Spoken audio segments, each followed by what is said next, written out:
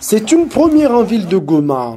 Le radeau, à base principalement du bois et des bouteilles en plastique, a flotté pour la première fois sur les eaux du lac Kivu ce mardi 7 novembre 2023.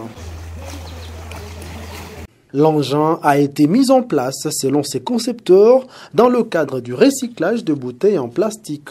Et donc notre expertise a été justement de maximiser beaucoup plus les rassemblages plutôt des bouteilles de plastique pour nous rassurer que nous sommes en train d'apporter une réponse sur justement la protection de notre maison commune qui est cette planète Terre. En tout cas, nous avons utilisé pour le moment plus de 800 bouteilles avec d'autres matériaux plastiques. Le projet s'inscrit dans le cadre du programme de la conversion écologique chapeauté par l'ONG CAFOD. Madame Chéri Mouhima fait partie de l'organisation du festival Suluhisho la Kwitu, au cours duquel sera présentée officiellement cette création locale. Oui, ça fait plaisir d'être en tout cas les premiers groupes à créer un radeau ici à Goma. Nous sommes dans les régions des Grands Lacs, donc nous n'avons pas que la terre, nous avons aussi le lac.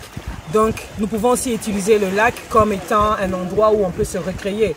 Souvent on est dans des pirogues, mais bon c'est toujours comme ça, c'est dans des pirogues, les bateaux, les canaux rapides.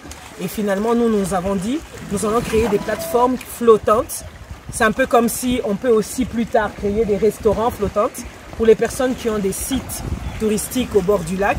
Ils peuvent avoir cette idée-là de créer des restaurants flottants ou bien en même temps, les radeaux, ça peut aussi nous servir à créer un marché flottant. Un marché où on vend du poisson, où on vend je ne sais pas quoi, comme dans des autres villes qu'on voit. Alors c'est d'où est venue cette idée pour essayer d'embellir un peu notre ville de Goma et c'est ce que vous voyez.